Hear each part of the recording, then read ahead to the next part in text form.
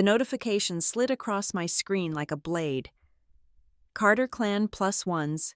My cousin Lila, the bride, had finally posted her manifesto. She called it an intimate ceremony, a tasteful affair, followed by the rule that stopped my breath. We are cutting the unsuccessful ones. No hard feelings. I sat in the silence of my apartment, staring at the glowing glass, knowing exactly who the example was meant to be. It was not just an update, it was a public sentencing. The Atlantic wind off the coast of Briarhaven, Massachusetts, has a way of stripping things down to the bone. It rattles the shingles of the triple-decker houses and turns the ocean into a slab of churning gray slate. I liked it here. I liked the anonymity of the fog. At 33, I had curated a life that was deliberately small, at least from the outside. My apartment was on the second floor of a restored Victorian, drafty but charming, with a view of the harbor if you craned your neck just right. Inside, my workspace was a fortress of silence. Dual monitors, encrypted servers, and a stack of non-disclosure agreements that cost more than my car. I was working under the banner of Carter Harbor Operations, LLC. It sounded like a fishing company or a boat repair shop, which was the point. In reality, I was a high-level contract operations manager, fixing broken supply chains for companies that needed discretion more than they needed credit. I made excellent money. I owned my time. And most importantly, nobody looked at me twice. After the mess I had walked away from 3 years ago, being boring was not just a preference. It was a survival strategy. My phone buzzed against the mahogany grain of my desk, vibrating with a persistence that signaled a group chat gone rogue. I ignored it for the first 10 minutes, focusing on a logistics grid for a pharmaceutical client in Zurich, but the buzzing eventually turned into a continuous hum. I flipped the phone over. The screen was lit up with notifications from Carter Clan Plus Ones. My stomach did that familiar, sickening drop. The Carter family did not communicate for the sake of affection. We communicated for the sake of comparison. I unlocked the screen and scrolled up. The chat was dominated by my cousin Lila Merritt. Lila was 26, blonde, and currently vibrating at a frequency that could shatter glass. She was getting married in 3 months to a man named Miles, who looked like he had been generated by an AI prompted to create a non-threatening investment banker. Update, Lila had posted, followed by 3 champagne bottle emojis. We have finalized the venue list. Harrogate Events says we need to trim the fat to keep the aesthetic intact. I watched the 3 dots of someone typing appear and disappear. This is going to be an intimate, tasteful affair. Lila continued, we want quality over quantity. So, strict rule, we are cutting the unsuccessful ones. No hard feelings. I stared at the words, cutting the unsuccessful ones.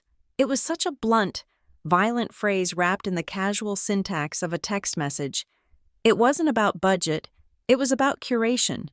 Lila was treating her wedding guests like a portfolio of stocks, dumping the underperformers before the quarterly report. I sat in the silence of my apartment, the hum of my computer tower the only sound. I knew exactly who the example was meant to be. I was the cousin who had moved away abruptly. I was the one who never talked about her job. To them, I was Audrey the drifter. Audrey who burned out. Audrey who probably lived paycheck to paycheck doing data entry. I should have put the phone down. I should have gone back to my Zurich logistics grid. Instead, I typed a single, neutral thumbs-up emoji. It was a coward's response, designed to show I was unbothered, that I was a team player. The response was immediate. Audrey! My Aunt Deirdre Merritt chimed in. Deirdre was Lila's mother and the architect of every family neurosis for the last 3 decades. Glad you saw this. Honestly, honey, it might be a relief for you. I froze. My fingers hovered over the glass. You are still doing. What exactly? Deirdre wrote. Freelance typing? It must be hard to take time off when you do not have benefits. Heat flushed up my neck. Hot and prickly, it was not freelance typing. I had just negotiated a 6-figure contract adjustment the previous Tuesday. I owned my apartment. I had a diversified portfolio, but I could not say that To say that would require explaining where the money came from, and explaining the money would lead back to Marrowline Logistics. And Marrowline was a name I never wanted to speak again. I am doing well. Aunt Deirdre. I typed. Operations management is steady. Steady is a nice word for it. Another cousin, Rhett, added, Hey, no shame in the gig economy. Hustle is hustle. They were piling on now. It was a sport. The Carter family operated on a hierarchy of suffering and success. If you were suffering, you were a cautionary tale. If you were successful, you were a target. I had managed to position myself as neither, just a gray, undefined blob, and they hated me for it. They wanted to define me so they could dismiss me. My older brother, Graham, texted me privately. Ignore them. Graham wrote, Deirdre is on her third glass of Chardonnay. You know how she gets. Graham was 40, a vice president at a regional bank, and the golden boy by default. He meant well, but his comfort was thin. He lived inside the circle of approval. He did not know what it felt like to be the friction point. I am fine, I texted back. Just busy with work. Don't let them bait you. Graham replied. I switched back to the main chat. I typed out a defense. Actually, my business is doing incredible numbers this quarter. I stared at it. It sounded defensive. It sounded like I was lying. I deleted it. I typed another draft. That is a rude thing to say to family. I deleted that too. It sounded weak. Finally, I just watched the screen as the conversation moved on without me. Lila posted a PDF file titled The Shortlist. Here's the vibe we are going for. Lila wrote, Look at this lineup. I opened the PDF. It was not just a guest list. It was a leaderboard. It was organized not by table or relation, but by impact. Top of the list. Senator Holloway's Chief of Staff, friend of groom. Next, VP of Marketing, Delta Saul, Cousin Rhett. Next, Senior Surgeon, Mass General, Uncle Edwin. It went on like that. Job titles listed before names. It was grotesque. It was a networking event wearing a white dress. I scrolled down, looking for the C's. Carter, Edwin, Carter, Graham, Carter, Janice. There was no Carter. Audrey. I sat there, blinking. I had been omitted, not just moved to a worse table, but erased entirely. A notification popped up at the bottom of the screen. Read again. He had screenshotted the section where my name should have been and circled the empty space. At least Audrey will not have to buy a gift. Rhett wrote, Saves you a couple $100, right, Aud? 3 people reacted with the laughing emoji. I set the phone down on the desk, face down. My hands were shaking. Not a violent shake, just a fine, high-frequency tremor in my fingers. It was the adrenaline of humiliation. I told myself it did not matter. I told myself these people were small, provincial, and cruel. I told myself I had rebuilt my life from the ashes of a disaster they could not even comprehend, but it still hurt. It hurt because for 20 years, their approval was the oxygen I breathed. I had been the smart one, the one with potential, until the Marrowline scandal imploded and I had to scrub my identity to survive. I had chosen safety over status, and now they were punishing me for it. I stood up, needing to move. I grabbed my coat and walked out into the biting cold of the Briarhaven afternoon. I ended up at the Daily Grind, a coffee shop near the wharf that smelled of roasted beans and salt water. Naomi Sutter was already there, tucked into a corner booth with a heavily marked-up manuscript. Naomi was a freelance editor, my neighbor, and the only person in Briarhaven who knew the shape of my damage, if not the specific details. She looked up as I approached, her sharp eyes scanning my face. Naomi had a no-nonsense pragmatism that grounded me. She did not do pity. You look like you are about to murder someone or cry, Naomi said, closing her laptop. Which one is it?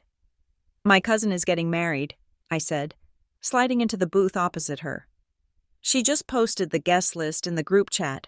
I am not on it, but they are making sure I know I am not on it.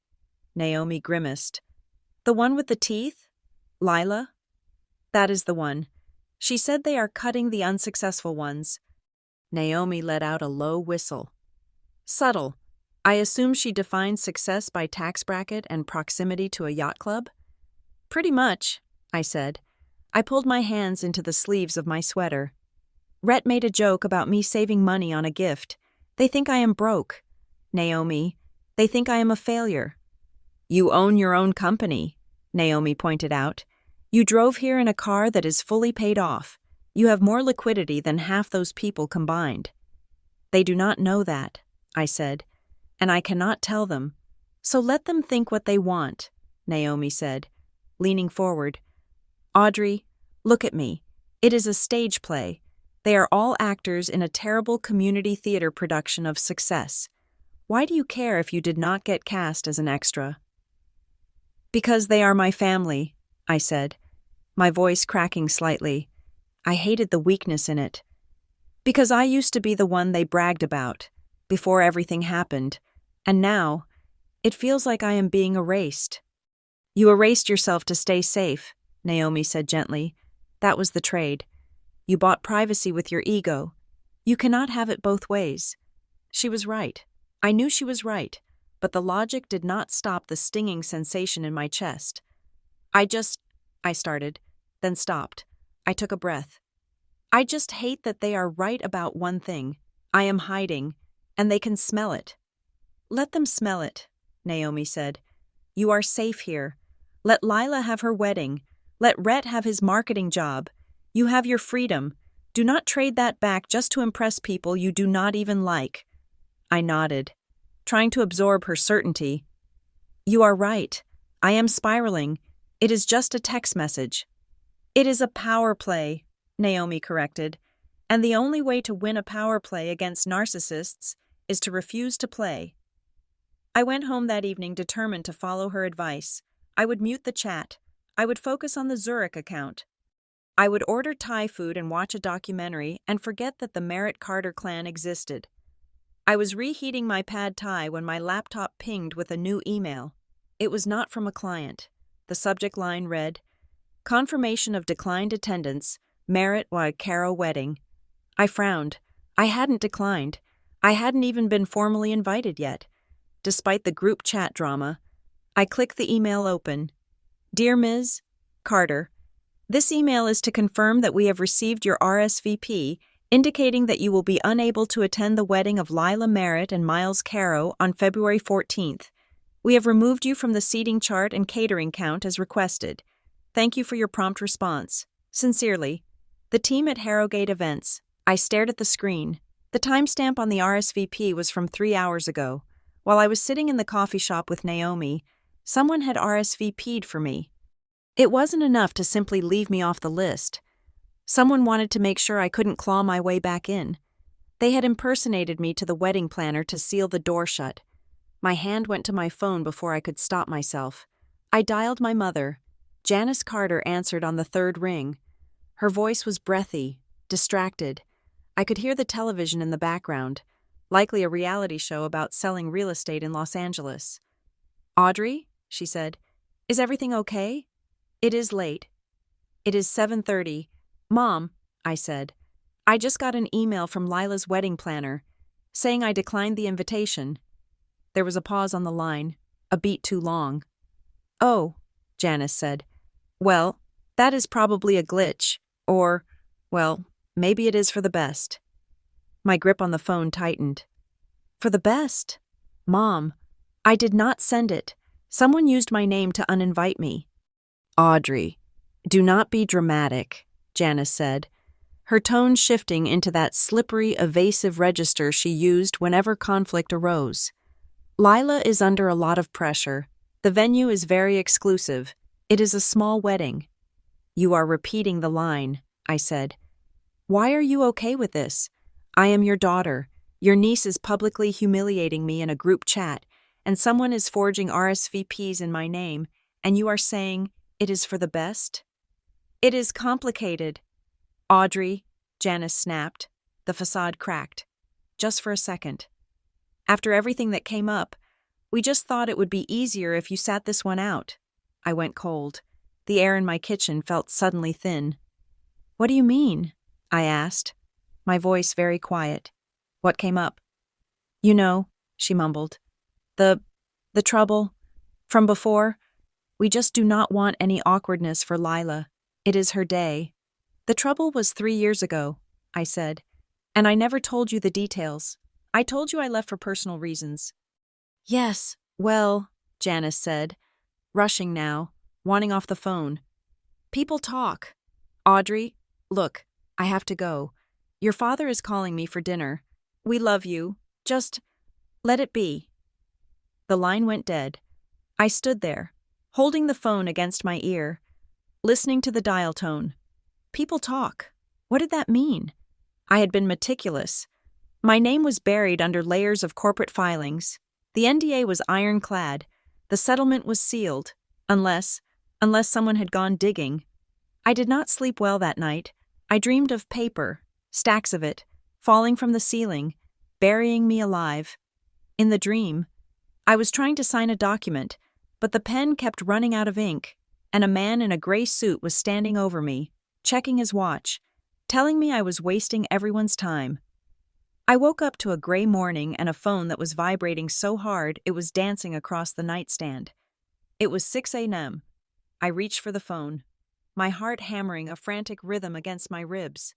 I had 42 new notifications, all from Carter Clan plus ones.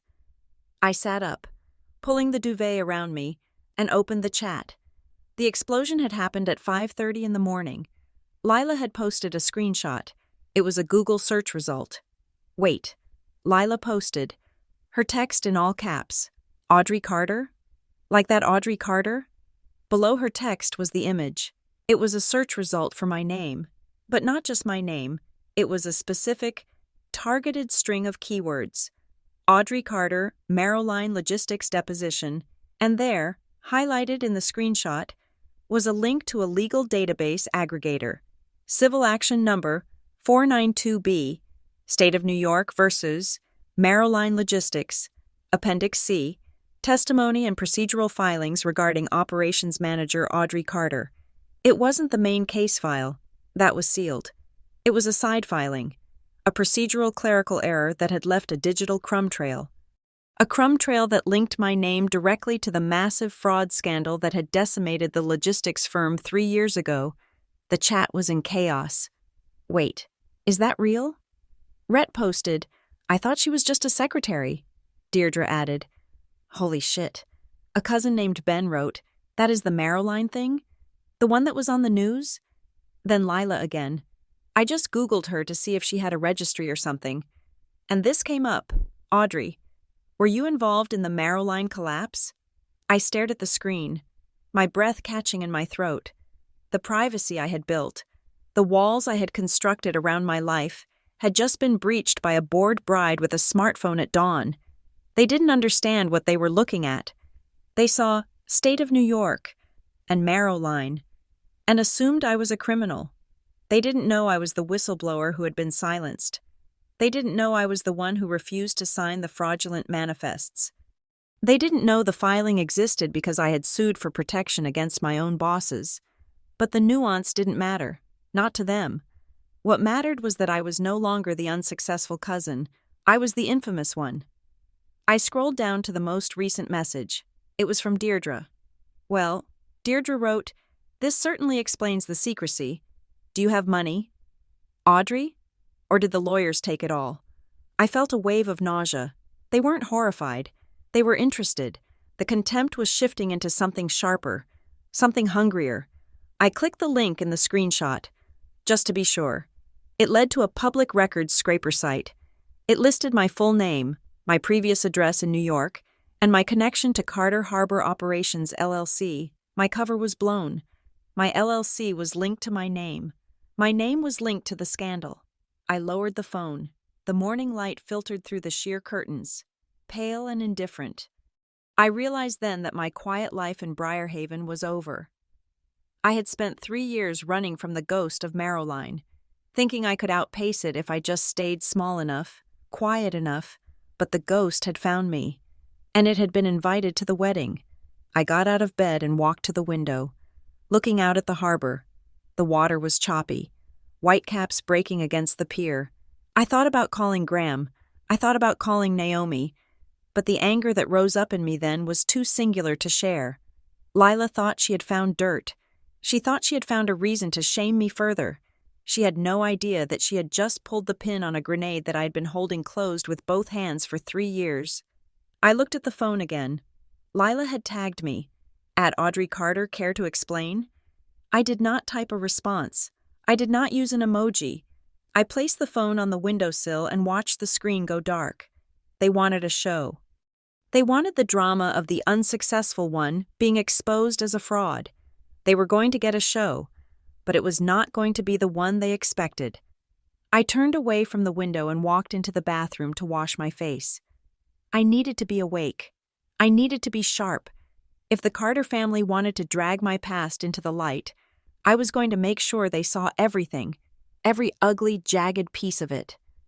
I looked at myself in the mirror. My eyes looked tired, but the fear was gone.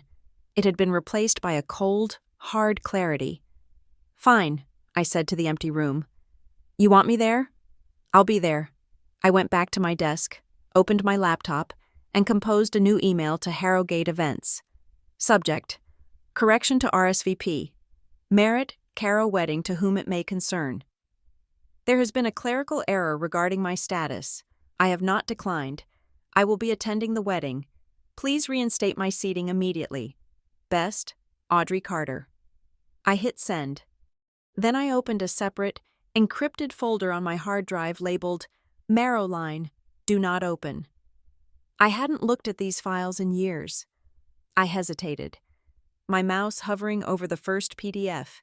It was a scan of a handwritten note from Dane Ketter, the CEO who had tried to destroy me. "Audrey, be a team player. Fix the numbers. We'll take care of you." I felt the old rage, the specific, burning anger of being asked to compromise my soul for someone else's bonus. I closed the file. I didn't need to read it yet. I just needed to know it was there. The family thought they had found a scandal. They had actually found a weapon. And as I looked at the group chat, still pinging with breathless speculation and performative shock, I realized something terrifying. I wasn't afraid anymore. I was ready. The transformation of the Carter Clan +1's group chat was not gradual. It was a violent, instantaneous pivot, the kind of maneuver that usually results in whiplash. For years, my notification screen had been a landscape of exclusion and passive-aggressive commentary. I was the cautionary tale, the cousin who drifted, the one who lived in a rented apartment and drove a sedan that was 5 years old. But the moment Lila posted that screenshot, the one linking my name to a high-stakes legal battle and a corporate entity, the dynamic inverted. I woke up the next morning to a wall of text that felt less like family communication and more like a press release from a desperate PR firm. "So proud of you," my Aunt Deirdre wrote. "I was just telling Uncle Ted the other day that Audrey always had a head for business. We always knew you would do big things." I stared at the phone, blinking against the grit in my eyes.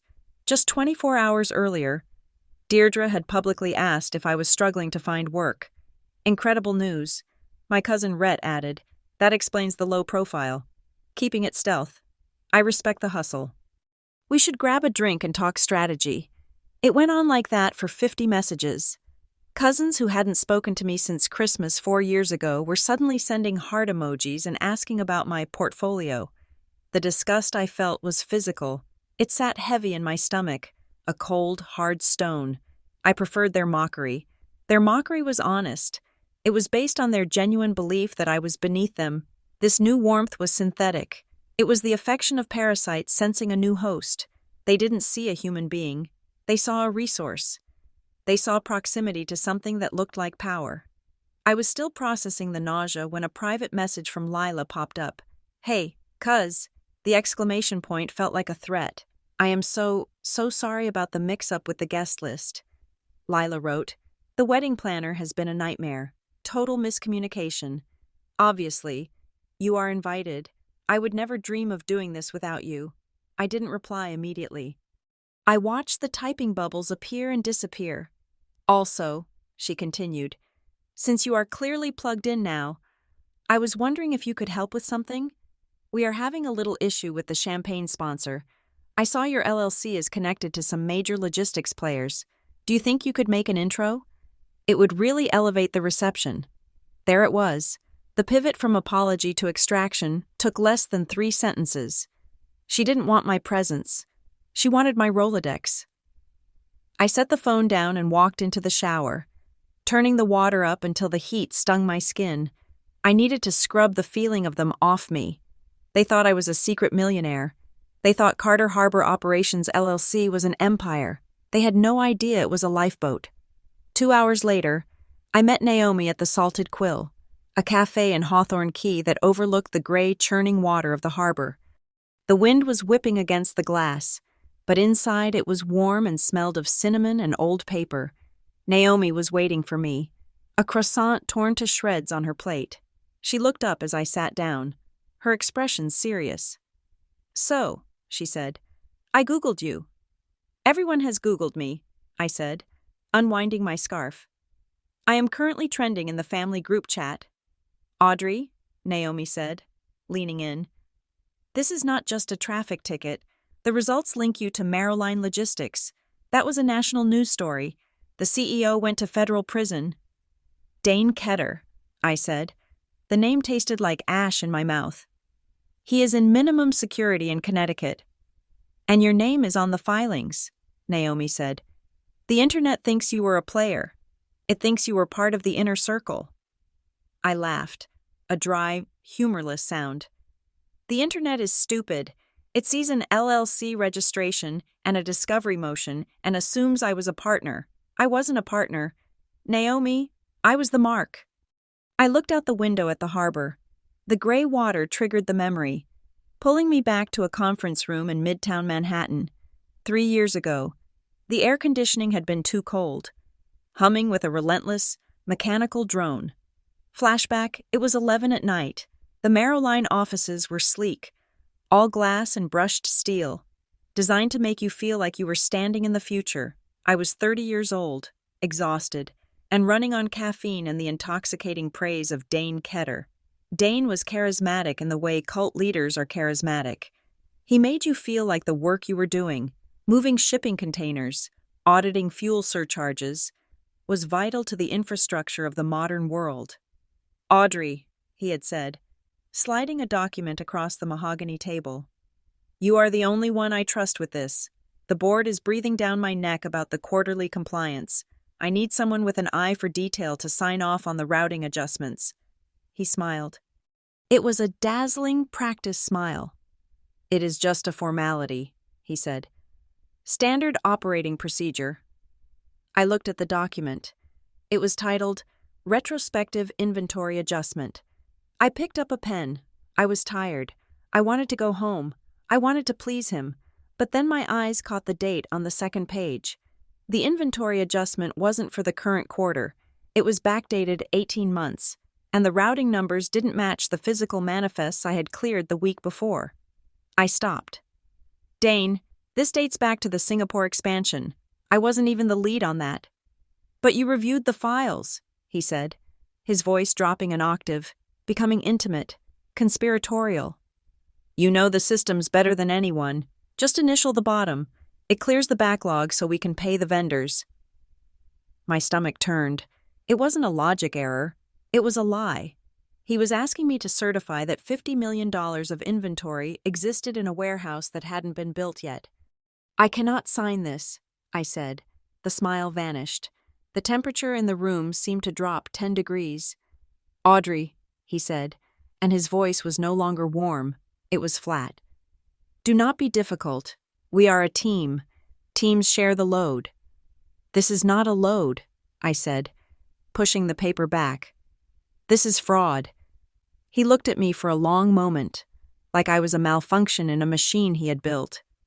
"If you do not sign it," he said softly, "the audit will trigger a freeze, and when they come looking for someone to blame for the discrepancy, do you think they are going to look at the CEO? Or are they going to look at the operations manager who handled the data entry?" That was the trap. He had already framed the narrative. If I signed, I was complicit. If I didn't sign, he would frame me anyway. I stood up. My legs were shaking. I am not signing it, Dane, and I am keeping a copy of the original manifest. I walked out of the room. I didn't know then that he had already shredded the originals.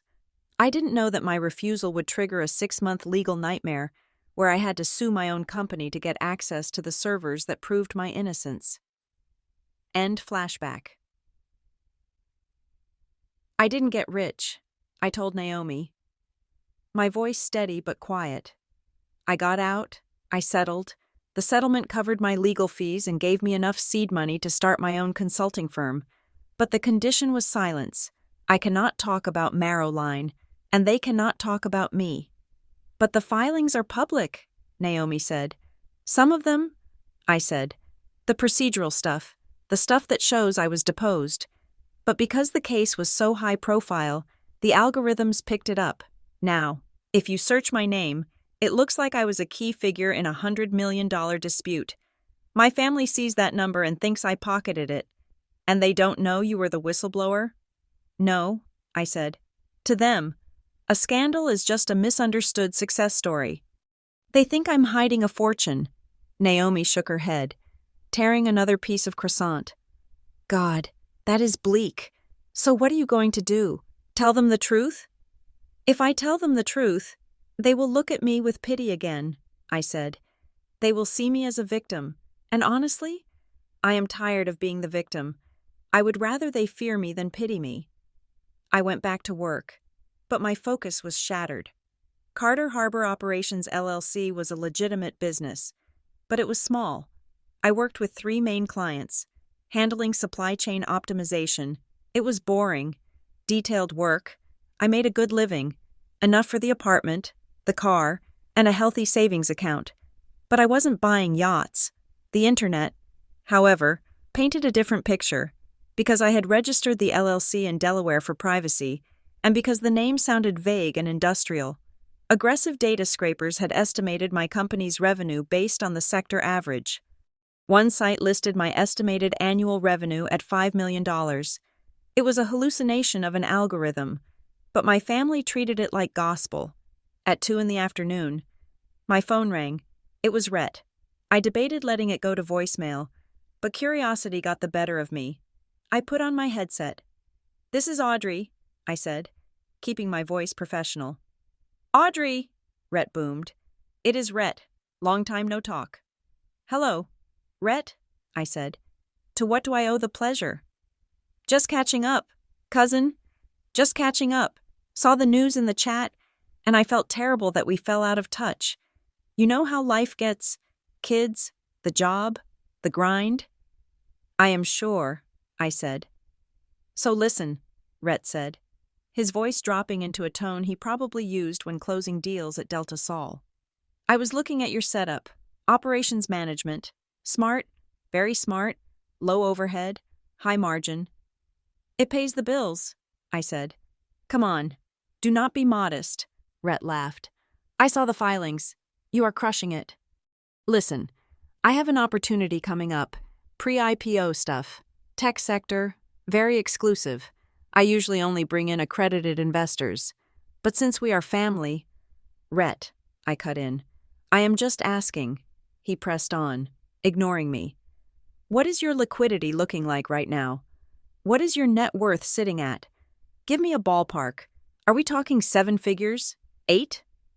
The audacity took my breath away. He wasn't even buying me dinner first. He was just reaching into my pocket over the phone line. "My finances are private," I said. "Family isn't private," Rhett said, his tone sharpening slightly. "We are a team. Teams share the wealth. Do not tell me you are going to be one of those people who forgets where they came from." "I remember exactly where I came from," I said, my hand gripping the edge of the desk. "I came from the kids' table, Rhett. I came from the group chat you guys used to make fun of my shoes." "Jesus, Audrey, take a joke," Rhett snapped. "I am trying to help you grow your wealth, but if you want to be a bitch about it, fine." He hung up. I sat there in the silence of my office. My hands were shaking again, but this time it wasn't fear. It was a pure, white-hot rage. He had called me a bitch because I wouldn't tell him how much money I had. I grabbed my keys and walked out. I needed to drive. I needed to scream in a place where no one could hear me. I drove to the edge of the cliff walk, parked the car, and just sat there, gripping the steering wheel until my knuckles turned white. I was shaking. It was the entitlement. The absolute, bottomless entitlement of these people. They felt entitled to my money, my time, my connections, and my dignity. My phone pinged. An email. I glanced at it, expecting another wedding update. It wasn't. Subject: regarding case 492B. Discovery inquiry. From J. Miller, Pravik-Low.com. My blood ran cold. Pravik-Low was the firm that represented the creditors in the Marrow Line bankruptcy. They were the sharks who picked the carcass clean. Dear Ms. Carter, I am a legal assistant working with senior partner Thomas Lowe. In light of recent digital activity and resurfaced queries regarding the appendix files of Case 492B, we are conducting a brief check-in regarding ongoing discovery questions. We have reason to believe that certain sealed documents may still be in your possession. Please contact us at your earliest convenience. Resurfaced queries. My family's Googling hadn't just alerted the wedding guests. It had tripped a wire at a law firm in Manhattan. The search algorithms had flagged a spike in interest around my name and the case, and the lawyers were waking up. I dialed Selena Voss immediately. Selena was the attorney who had saved me 3 years ago. She was sharp, terrifying, and expensive. She answered on the first ring. I just saw the email, Selena said. She didn't say hello. She monitored my legal inbox as part of her retainer. Selena, what is happening? I asked. Why are they emailing me? The case is closed.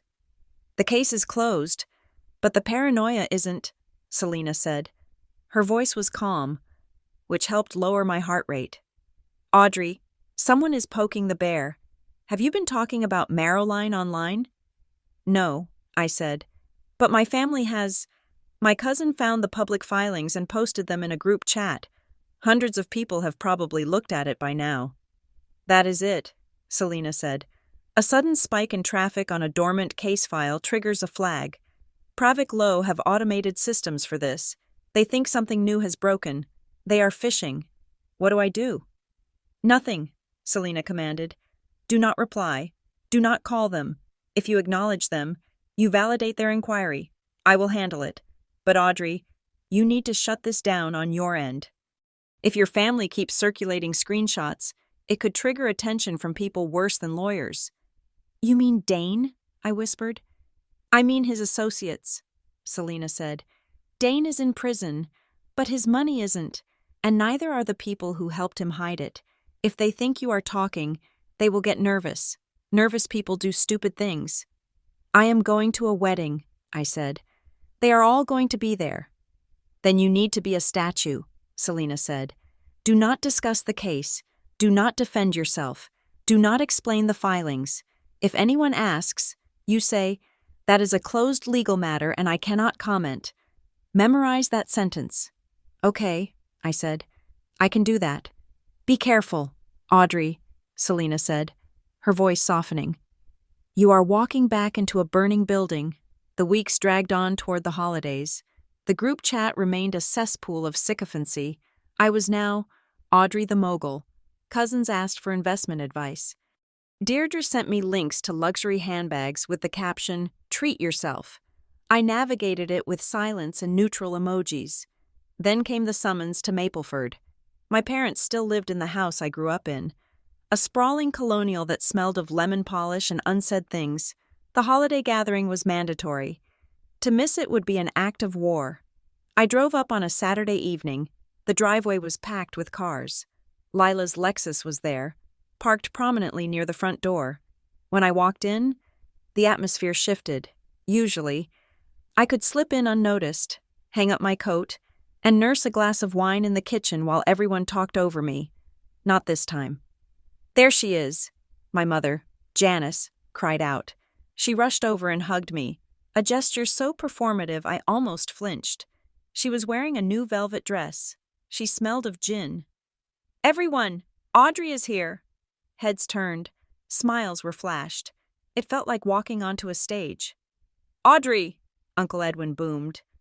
Come here. Let me get a look at you. You look expensive. He didn't say I looked good. He said I looked expensive. I was wearing a simple black turtleneck and trousers, the same clothes I would have worn 3 years ago. But now, they projected stealth wealth. Hello, Uncle Edwin, I said, accepting a stiff pat on the shoulder. Edwin Carter was a man who measured the world in assets. He looked at me with a new kind of appraisal. He was pricing me. He was calculating the ROI of being my uncle. So, he said, lowering his voice, we have been hearing things, big things, that LLC of yours, operations management, huh? That is where the real margin is. It is a small business, Uncle Edwin, I said, sticking to the script. Sure, he winked. Small, I get it. SEC watching? Smart to keep it quiet. He wouldn't listen to the truth. He wanted the fantasy. I spent the next 3 hours deflecting questions. Lila was there, clinging to Miles, her fiancé. She hugged me twice. She complimented my skin. She asked if I had heard from the champagne sponsor yet. I have not had time to make calls, Lila, I said coolly. Right. She nodded frantically. You are busy, running an empire. I totally get it. By the end of the night, I was exhausted. My jaw ached from the fake smiling. I went into the kitchen to help clean up, seeking a moment of normalcy. My mother followed me in. She started stacking plates, her movements jittery. It was a nice night, wasn't it? Janice asked. It was fine, Mom, I said. Everyone was so happy to see you, she said. She paused, wiping a counter that was already clean.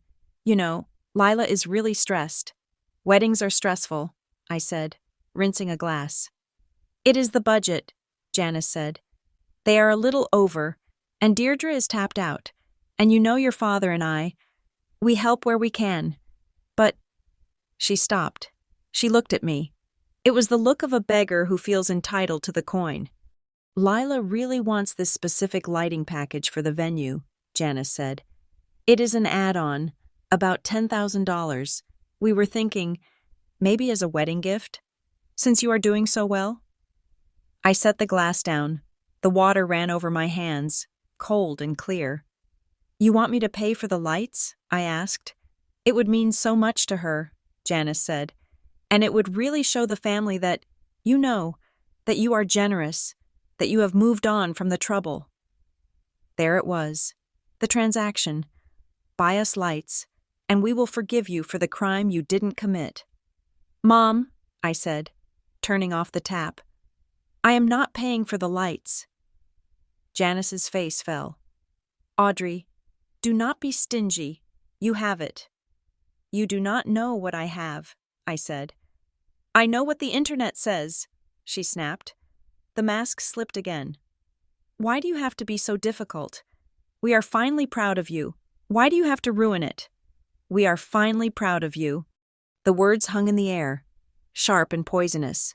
They were proud of the money they thought I had. They were proud of the success they thought I had stolen. They weren't proud of me. I am not ruining anything, I said. I am just not a bank. I walked out of the kitchen. I grabbed my coat.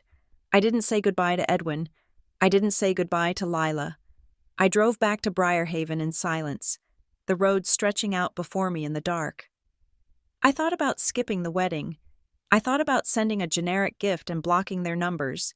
It would be the healthy thing to do. Naomi would tell me to do it. But then I thought about the email from Pravik Lowe. I thought about the screenshot Lila had posted. I thought about the helpful message Lila had received that pointed her to the search results. Someone had nudged her. Lila wasn't smart enough to find that specific appendix file on her own.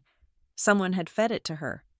And if someone was feeding Lila information, that meant someone was watching me. I wasn't going to the wedding to celebrate. I wasn't going to buy approval. I was going to find out who started the fire. I gripped the steering wheel.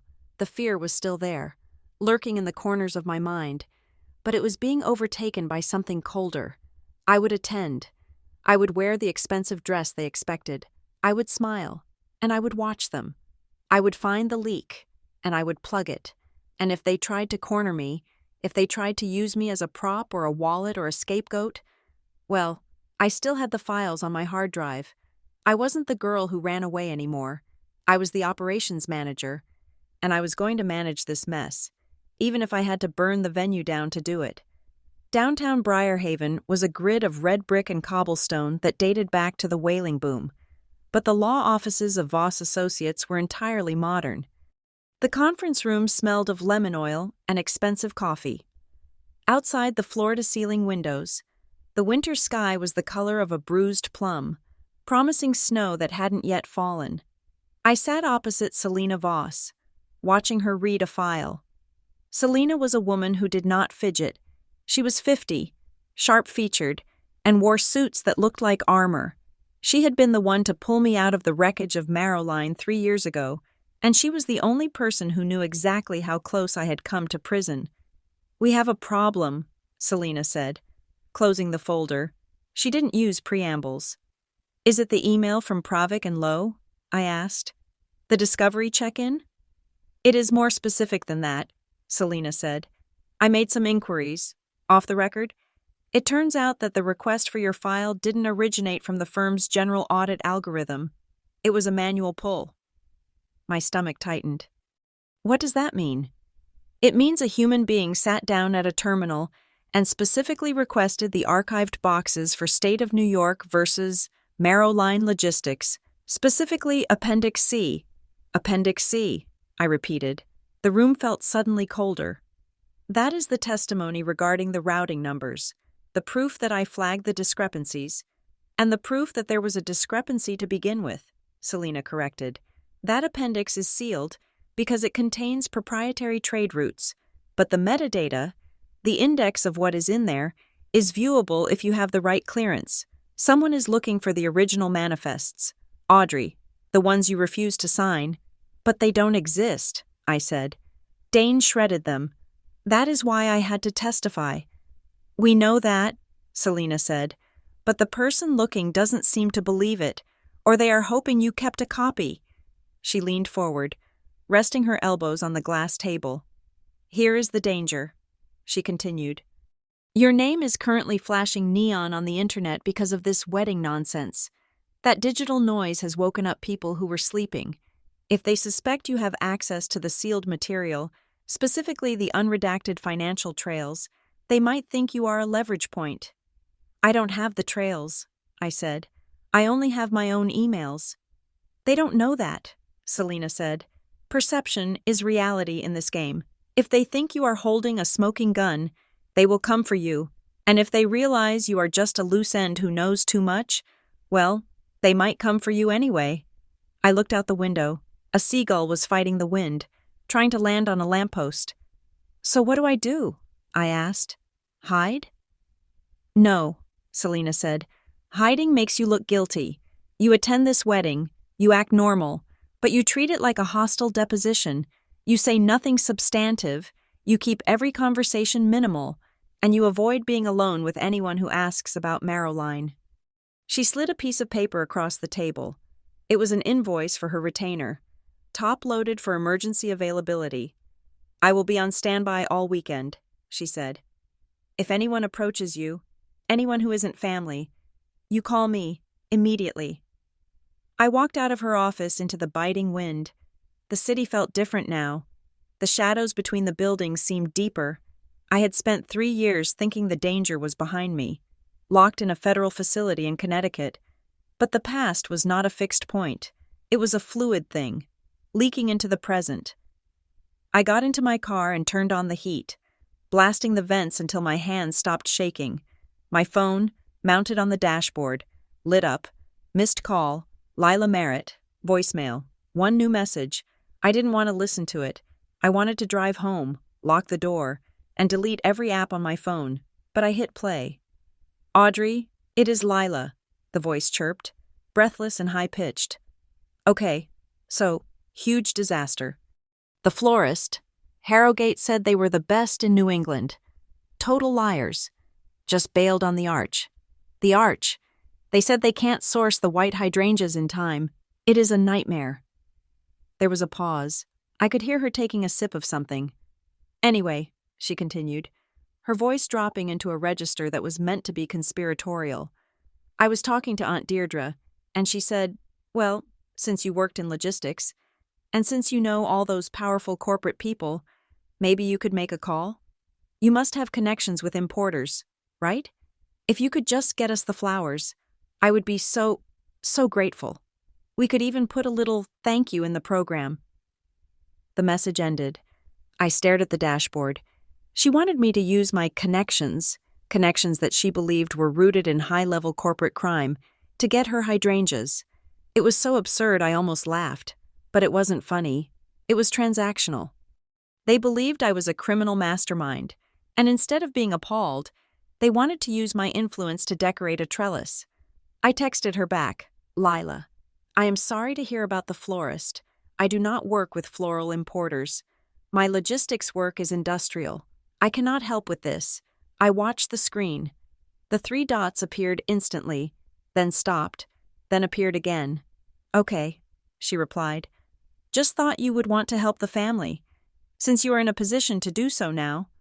The tone had hardened. It was subtle, but the entitlement had curdled into resentment. I was withholding. I was being difficult. I drove home, the radio off, listening to the hum of the tires on the asphalt. When I got to my apartment, the group chat was already active. Deirdre had posted a photo of a table setting. We are having to make some budget adjustments. Deirdre wrote, It is a shame when guests cannot keep up with the tone of the event. We want everything to be top tier, but we have to be realistic about who is contributing. It was a direct shot. She knew I had refused the wedding gift of the lighting package. She likely knew I had just refused the flowers.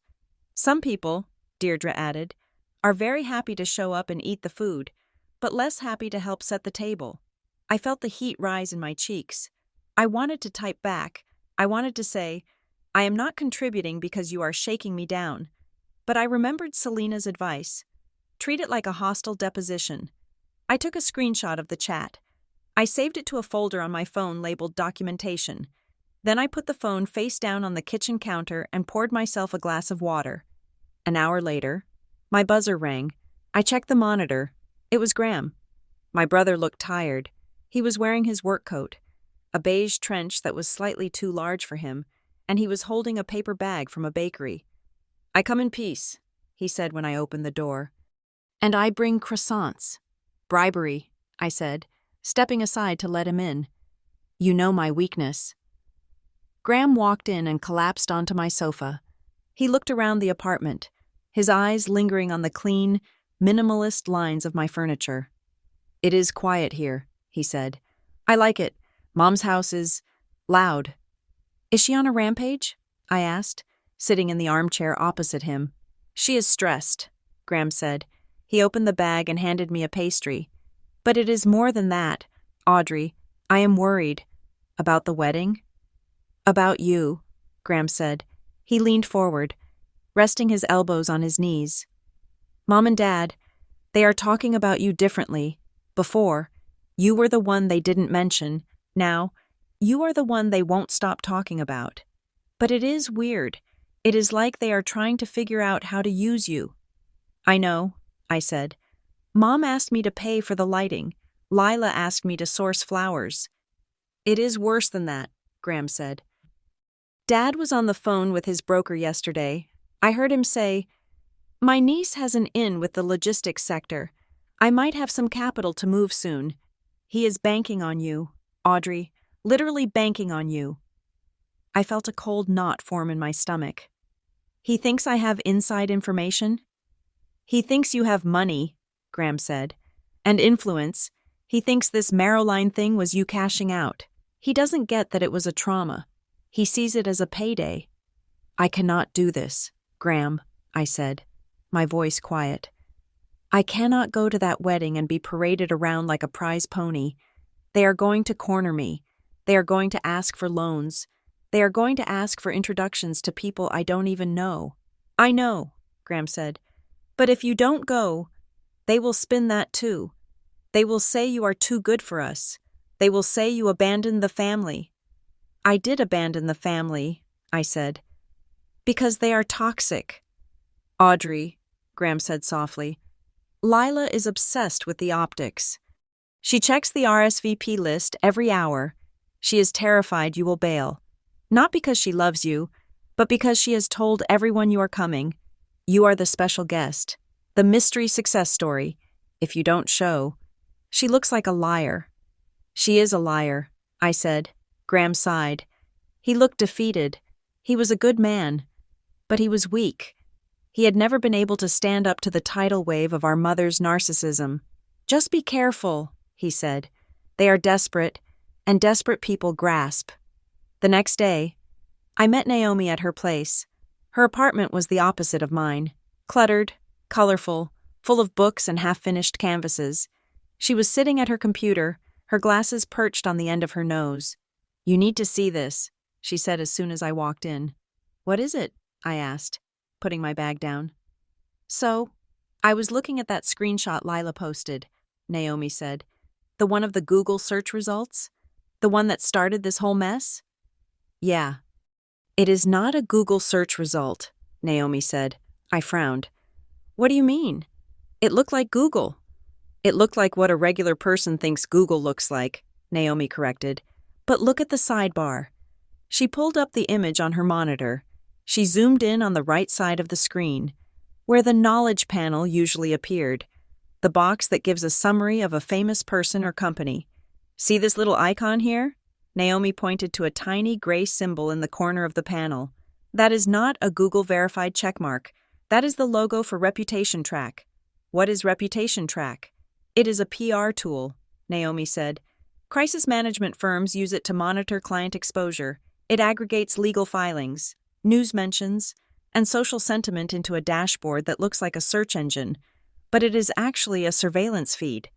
I stared at the screen. Lila doesn't have access to crisis management software. She is a dental hygienist. Exactly, Naomi said. Lila didn't search for you. Someone sent her this screenshot. Someone with a subscription to high-end reputation monitoring tools took this capture and fed it to her. Why? I asked. To stir up drama? To flush you out, Naomi said. Think about it. If they just emailed you, you would ignore it. But if they plant it in your family group chat, they know you will react. They know your family will react. It creates noise. It forces you to engage. So someone used Lila, I said. Someone used my cousin to poke me. And it worked, Naomi said. You corrected your RSVP. You are going to the wedding. You are coming out of the woodwork. I felt a chill that had nothing to do with the drafty window. This was orchestrated. The canceled flowers, the pressure from the family, the sudden interest. It was all pressure. Someone was squeezing the balloon to see where it would pop. I need to know who sent it to her, I said. Lila said it was a wedding guest, Naomi recalled. Someone helpful. I need to get that name, I said. 2 days later, the mail arrived. In the stack of bills and flyers was a thick, cream-colored envelope. The return address was embossed in gold foil. The Belvedere House. I opened it. Inside was a heavy card, smaller than a standard invitation.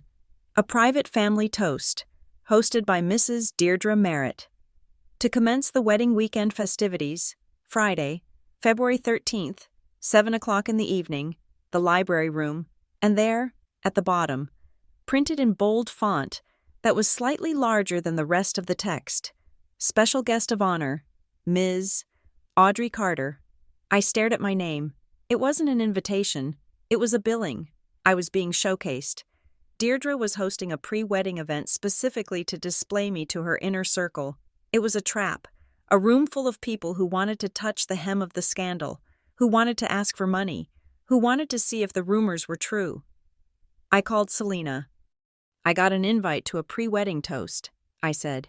They are listing me as the guest of honor. Do not go, Selena said immediately. I have to, I said. If I don't go, Deirdre will spin it that I'm snubbing the family. It will make the wedding day 10 times worse.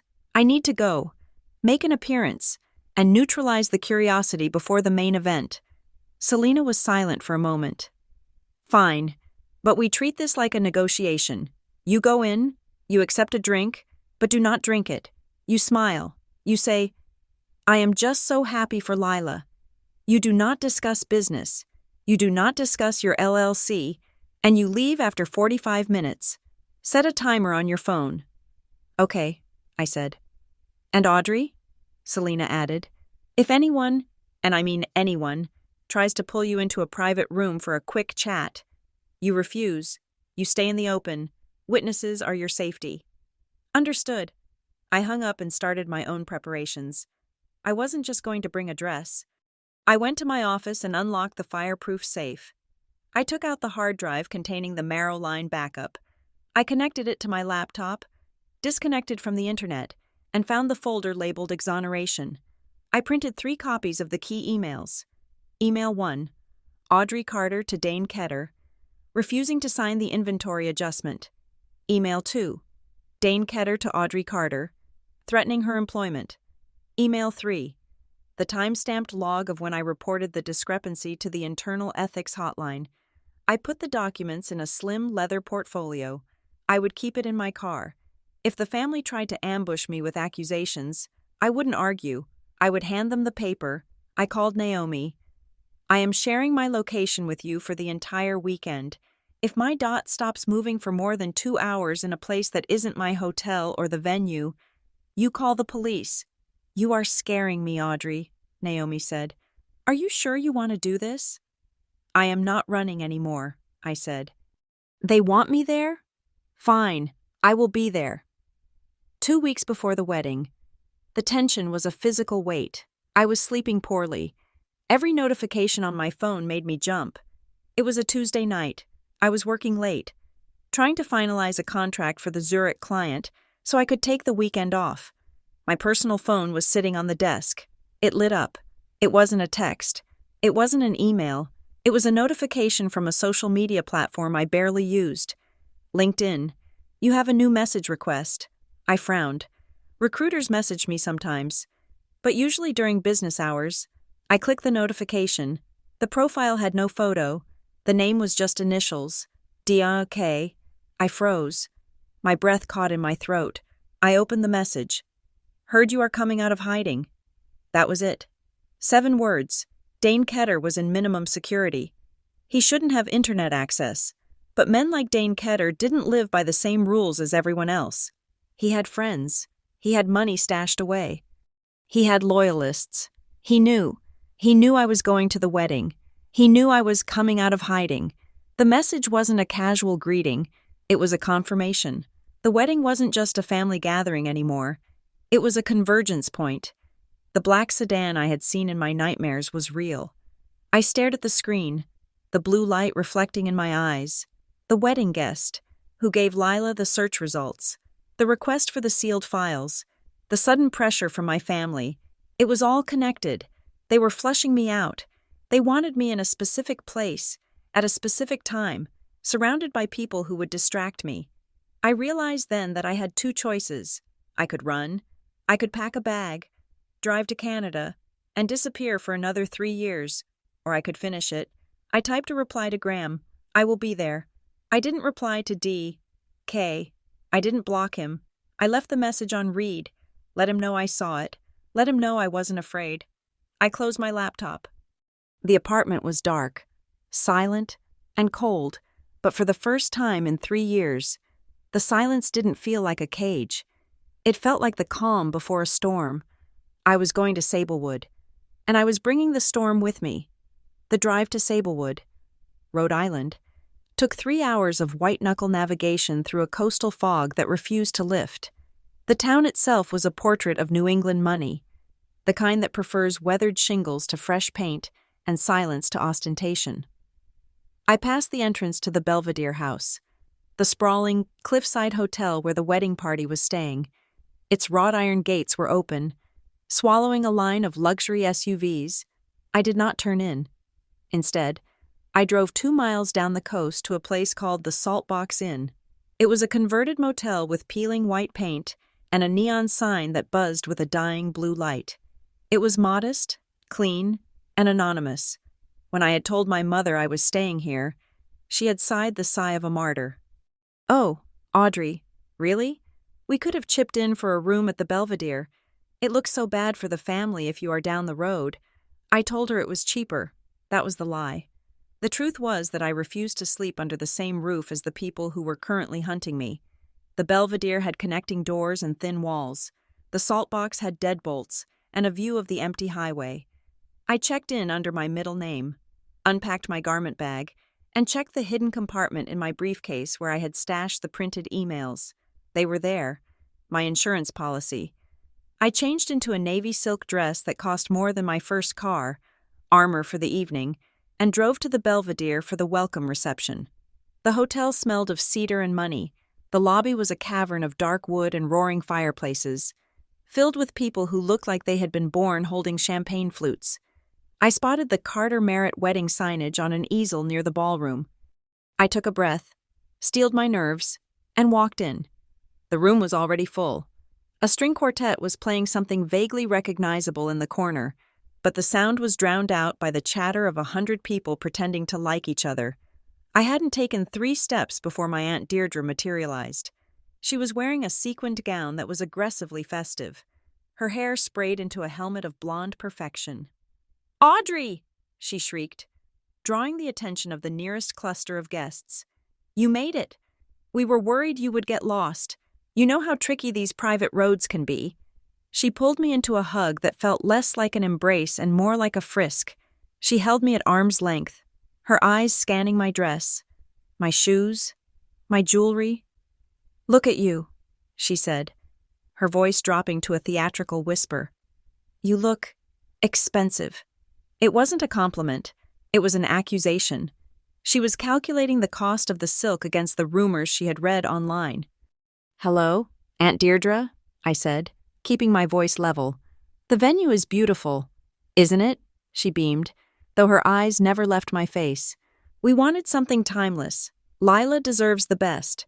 And frankly, it is nice to see you looking so well-fed. You always did have ambition. Audrey, even when you were little. We always said, Audrey is the one who will do whatever it takes." Whatever it takes. The phrase hung in the air, heavy with implication. She wasn't talking about hard work. She was talking about moral flexibility. She was talking about marrow line. "I work hard, Deirdre," I said. "Of course you do," she winked. "And it pays off, clearly." She guided me deeper into the room, parading me past relatives I hadn't seen in years. The reaction was uniform. Cousins who used to ignore me now stopped their conversations to stare. Their smiles were tight, their eyes hungry. They looked at me and saw a walking ATM machine, a scandalous celebrity, a curiosity. "Audrey!" Uncle Edwin called out from the bar. "There is the mogul. Come here. Let me buy you a drink. Or are you buying the bar tonight?" The group around him laughed. It was a sharp, jagged sound. "I am fine with water. Thanks," I said. I felt like an animal in a zoo, sensing the vibrations of the crowd against the glass. They were probing for weakness. They wanted to know if the money was real, if the power was real, and most importantly, how much of it they could siphon off. "Audrey," a soft voice said from behind me. I turned to see Lila. She looked frantic, her eyes wide and manic, clutching a glass of white wine like a life raft. Next to her stood a man who looked like he wanted to be anywhere else on earth. "You came," Lila said, sounding genuinely surprised. "I said I would," I replied. "Right. Well, good," she stammered. She turned to the man. "Miles, this is my cousin Audrey, the one I told you about, the one from the city." She didn't say the one from the scandal, but the pause did the work for her. Miles Caro extended a hand. He had a kind face, softened by exhaustion. His grip was firm but dry. "It is nice to meet you, Audrey," Miles said. "Lila talks about you often." "Only recently, I imagine," I said dryly. Miles cracked a small, pained smile. He leaned in slightly, lowering his voice so Lila, who was currently waving at a photographer, couldn't hear. "Look," Miles said, "I just want to say, I am sorry about the group chat. I am not really a group chat guy. I didn't realize Lila's family could be this intense. I looked at him. He seemed decent, overwhelmed. Certainly, but decent. He wasn't a Carter. He was just a man who had fallen in love with a girl and stumbled into a nest of vipers. "It is fine, Miles," I said. "Weddings bring out the best and worst in people. Usually the worst." "I am learning that," he muttered. "If you need an escape route later, the side door near the kitchen is usually unlocked. I have used it twice already." I smiled. A real smile this time. "Thanks for the tip." Before I could say more, Deirdre swooped back in, physically separating me from the groom. She linked her arm through mine, her grip like a vice. "Stealing the groom already?" She laughed, a brittle sound. "Miles, go mingle. I need to borrow my niece. We have business to discuss." She dragged me toward a quiet alcove near the windows. The pretense of social pleasantries evaporated instantly. "Listen, Audrey," Deirdre said, her face close to mine. "I have a huge opportunity for you. Huge. I am not looking for opportunities. Deirdre," I said. "I am here for the wedding." "Don't be silly. Business never sleeps," she said. "My friend, Clarissa. She runs Guilt Frame Charities. It is the most exclusive philanthropic board in Boston. They are looking for a new seat, a strategic donor. Someone with a fresh profile." She paused, waiting for me to bite. "And?" I asked. "And I pitched you," Deirdre said triumphantly. "I told them about your situation, your rapid ascent. They are very interested. The buy-in for the committee seat is $50,000, but the connections? Priceless. And if you join, it guarantees me a spot as the vice chair." I stared at her. It was so transparent it was almost impressive. She wanted to use my credibility built on a lie about corporate fraud, to buy her way onto a charity board. She wanted to launder her social status through my checkbook.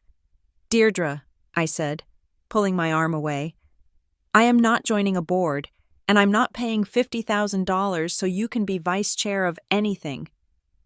Deirdre's smile faltered. The skin around her eyes tightened. "You need to think about your image, Audrey," she hissed. "People are talking. They say you are aloof. They say you are hoarding the money. A donation like this? It cleans things up. It makes you look generous. It makes the family look good." "I don't care how the family looks," I said. "Excuse me." I walked away before she could respond. My heart was hammering against my ribs. It wasn't just greed. It was extortion wrapped in a gala invitation. I needed air. The room was too hot, too loud, too full of eyes. I pushed through the heavy oak doors and stepped out onto the terrace. The cold air hit me like a slap, sharp and cleansing. It was dark, the only light coming from the amber glow of the hotel windows and the distant street lamps in the parking lot. I walked to the stone railing, breathing in the salt spray. I tried to steady my hands. That was when I saw it. A black sedan was idling near the entrance of the venue, just beyond the valet stand. It was a nondescript model. Domestic, tinted windows. It had been there when I arrived. It was still there. I told myself I was being paranoid. It was a wedding. There were drivers everywhere. Then the window rolled down an inch. I saw the ember of a cigarette, and I saw the eyes. The driver wasn't watching the door for a passenger. He was watching the terrace. He was watching me. A shiver went down my spine that had nothing to do with the wind. My phone buzzed in my clutch. I pulled it out, expecting a harassgram from Deirdre. It was Selena. I answered immediately. "Selena? Where are you?" Selena asked. Her voice was clipped, urgent. "I am at the rehearsal reception," I said. "On the terrace. Why?" "I just got a call from a contact at the North Bay Ledger," Selena said. "A reporter named Higgins has been making rounds. He is asking questions about Marrowline." "The case is closed," I said. "He is not asking about the case law," Selena said. "He is asking about you. Specifically, he is asking if the internal whistleblower rumors are true, and if you still possess the documents." He used the phrase, "leverage files." I gripped the stone railing. How does he know that phrase? Because someone told him, Selena said. Audrey, this story is being revived. Someone is feeding the press to put pressure on you. Weddings are perfect gossip fuel.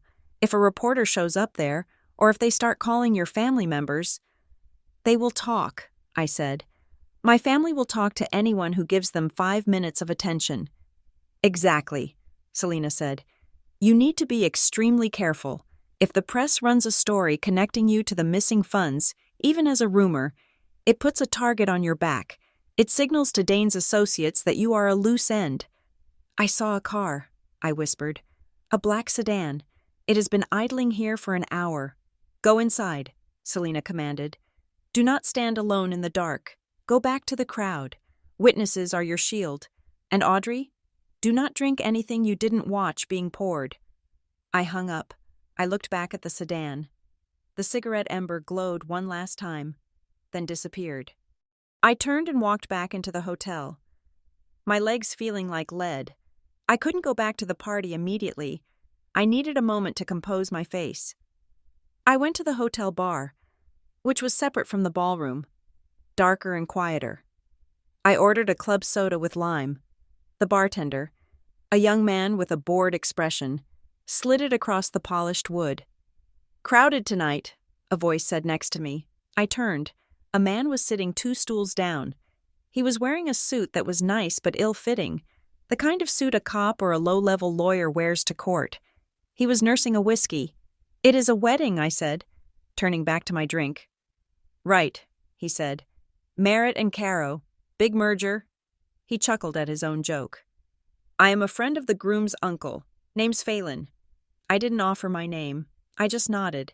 He took a sip of his drink, the ice clinking loudly in the silence. You look like you have seen a ghost, he said casually. Or maybe a lawyer. I froze. I slowly turned my head to look at him. He was smiling, but his eyes were flat, devoid of warmth. Excuse me? I said. I recognized you, he said. From the news, a few years back. Marrowline Logistics, right? That was a hell of a mess. I don't know what you are talking about, I said. Sure you do, he said. He leaned in slightly, invading my personal space. He smelled of peppermint and stale tobacco. Audrey Carter, the operations manager, the one who walked away clean. I was not involved in the fraud, I said, my voice tight. That is the official story, he said. But between you and me, people talk. They say you were the one who knew where the bodies were buried. They say you kept the map. He took another sip. Do you still have those emails, Audrey? He asked softly. The ones you didn't turn over? The world seemed to tilt on its axis. He knew. He wasn't guessing. He knew specifically about the emails I had saved. I have to go, I said. Don't run off, he called after me, his voice cheerful and terrifying. We are just celebrating. I walked fast, my heels clicking on the marble floor. I didn't go back to the ballroom. I went straight for the side exit Miles had mentioned. I pushed through the door and found myself in a service corridor. I leaned against the wall, hyperventilating. He was inside. They were inside. The guest wasn't just a troll on a message board. He was here, drinking whiskey, asking me about felony evidence. I pulled out my phone and called Naomi. Audrey? She answered on the first ring. What is wrong? Your dot is moving weirdly. I was approached. I gasped. A man at the bar. He knew about the emails. Naomi. He asked if I still had them. Who was he? He said his name was Phelan. He said he was a friend of the groom's uncle. But he wasn't. He wasn't a guest. He was a shark. Audrey, listen to me, Naomi said, her voice sharp and commanding. Breathe. In. Out. I obeyed, sucking in the stale air of the hallway. They are trying to scare you, Naomi said. They want you panicked. They want you emotional. If you run, you look guilty. If you scream, you look crazy. They want you off balance, so you make a mistake. It is working, I admitted. I am terrified. Stop it, Naomi said. You are not the victim here. You are the one holding the cards. You have the proof. They are scared of you. That is why they are doing this. If they had nothing to hide, they wouldn't be sending goons to a wedding rehearsal."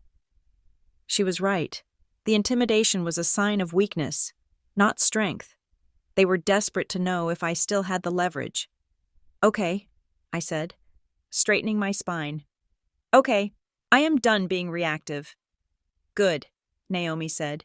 "Now, go find the one person in that building who isn't trying to sell you out or shake you down." "Miles," I said. "Find the groom," Naomi said. "Get the name." I hung up. I wiped my face, smoothing my expression into a mask of cold indifference. I walked back into the ballroom. I scanned the crowd. I ignored Deirdre, who was waving at me from the buffet. I ignored my mother, who was holding court near the DJ. I found Miles standing near the cake table, looking at the towering confection with a mixture of fear and confusion. I walked up to him. "Miles," I said. He jumped. "Jesus, Audrey, you move quietly. I need to ask you something," I said. "And I need you to tell me the truth. It is important." He looked at my face, saw the seriousness there, and nodded. "Okay, what is it?" "Who told Lila to Google me?" I asked. Miles hesitated.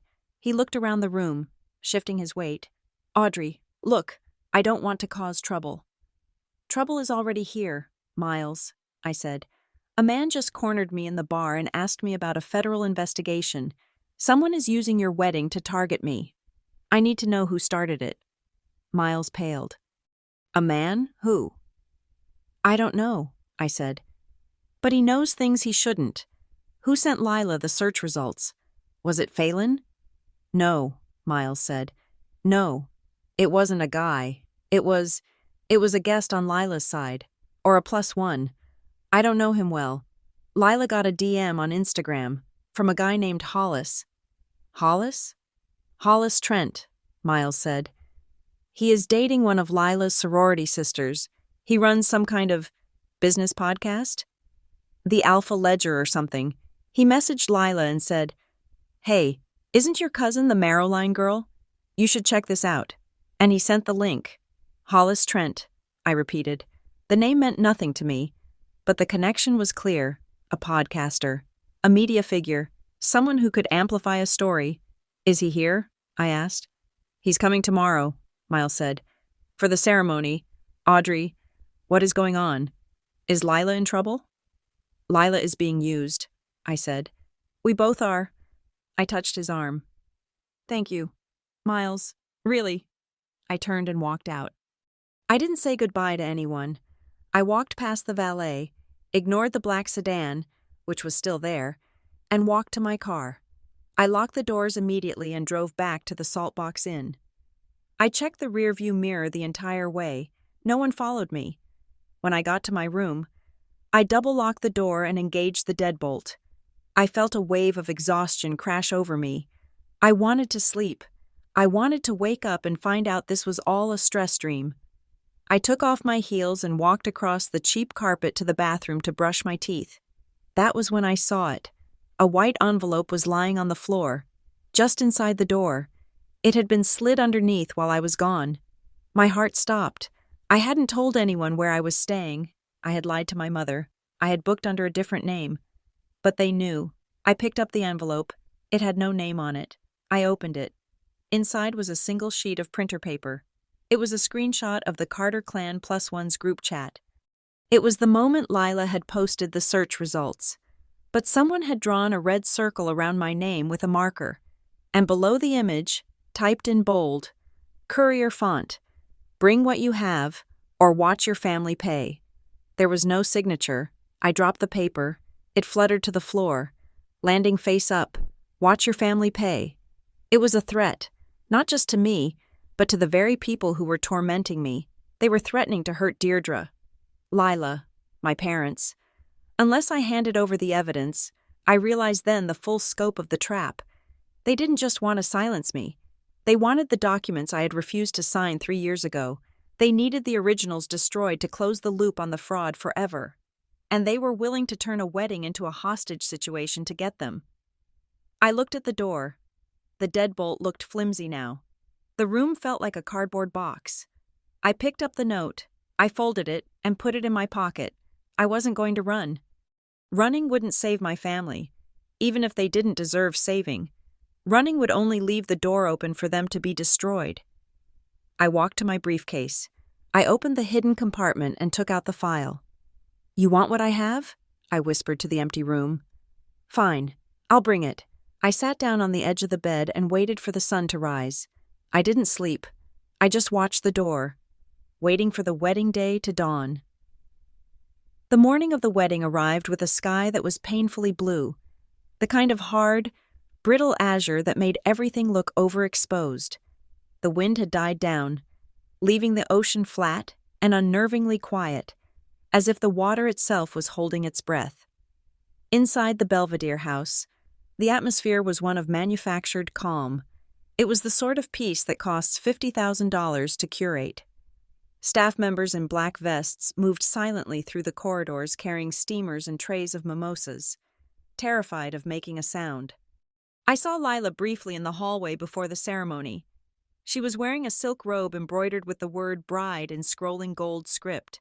Her hair was set in curlers, and her face was plastered with a sheet mask that made her look like a ghost. "Audrey?" she chirped when she saw me. She pulled the mask off, revealing skin that had been scrubbed and polished to a high sheen. "You are here. You are actually here." "I told you I would be," I said. "I know," Lila said. She grabbed my hands. Her palms were cold and clammy. "It is just, everything has to be perfect today. Miles is so nervous. My mom is a wreck. I need strong energy. Audrey, I need that CEO energy you have." She smiled, but it didn't reach her eyes. Her eyes were darting around the hallway, looking for a photographer, looking for a mirror, looking for reassurance. It struck me then that she wasn't radiant with love. She was radiant with the adrenaline of a conqueror. She didn't look like a woman about to marry her partner. She looked like a woman who was finally, after years of perceived mediocrity, about to win. "You look beautiful, Lila," I said, reciting the lines she needed to hear. "I know," she said, turning back to the mirror. "I really do, don't I?" I walked away, feeling a hollowness in my chest. She was so fragile, so easily manipulated. It was no wonder someone had been able to wind her up and point her at me like a weapon. The ceremony took place on the lawn overlooking the cliffs. Rows of white wooden chairs were arranged with military precision. I took a seat in the back row, on the aisle, keeping my exit strategy clear. As the string quartet began to play, I felt the weight of eyes on me. It wasn't just the guests. It was my family, my mother, seated in the front row, turned her head to check on me 3 times before the processional began. Aunt Deirdre, adjusting her fascinator, shot me a look that was half warning, half plea. They were checking to make sure the asset was in place. They were checking to make sure I hadn't bolted. I felt the old, familiar ache of childhood, the sensation of being a doll on a shelf, taken down and dusted off only when visitors arrived. They didn't want me here because they loved me. They wanted me here because my presence validated their delusions of grandeur. If Audrey the success story was here, then the Carters were a successful family. If Audrey the criminal was here, then they were exciting. Either way, I was a prop. Lila walked down the aisle. She looked stunning, a vision in lace and tulle. But as she passed me, her eyes flickered. She looked at me for a split second, and I saw a flash of fear. She wasn't looking at me with affection. She was checking to see if I was behaving. I sat through the vows. I watched Miles sweat through his collar. I watched Deirdre weep performatively into a lace handkerchief, and I felt absolutely nothing. The reception was held at the Seastone Pavilion, a glass-walled structure perched on the edge of the property. The light was fading, turning the sky a deep, bruised purple. Waiters circulated with trays of oysters and champagne. I stood near a pillar, holding a glass of sparkling water, scanning the room. The black sedan was gone from the front, but I wasn't relaxed. The note under my door, "Bring what you have," was burning a hole in my mind. Audrey, a voice hissed. I turned. It was Deirdre. She had cornered me, using the pillar to block my escape. She had a glass of scotch in her hand, and her lipstick was bleeding slightly into the fine lines around her mouth. You are hiding, Deirdre said. Stop hiding. It looks suspicious. I am observing. Deirdre, I said. Well, stop observing and start networking, she said. She stepped closer, invading my personal space. The smell of expensive perfume and anxiety was overpowering. Listen, I need to ask you something. And I need you to be serious. I am always serious, I said. Good, she said. She looked over her shoulder, then lowered her voice. I need an introduction to someone at Pravic and Lowe. My blood ran cold. Pravic and Lowe was the law firm that had handled the Marrowline bankruptcy. They were the ones who had torn the company apart. Why do you need a contact at Pravic and Lowe? I asked, keeping my face neutral. Because, Deirdre whispered, her eyes wide and terrified. Jim's business, the landscaping franchise, we got a letter. It is complicated, but I think we are about to get audited, like a big audit. And I know they handled your mess. If you know a partner there, someone who could steer things, maybe delay the filing. She gripped my arm. Her nails dug into the silk of my dress. You know how these things work, Audrey, she pleaded. You survived it. You walked away with the money. Just tell me who to call to make it go away. I stared at her. She wasn't just asking for a favor. She was asking for an accomplice. But more importantly, she knew the name of the firm. Pravic and Lowe wasn't a household name. It was a specialized corporate litigation firm in Manhattan. A landscaping business in Rhode Island wouldn't naturally cross paths with them unless someone had pointed them out. Deirdre, I said slowly, who told you Pravic and Lowe handled my case? I don't know, she stammered.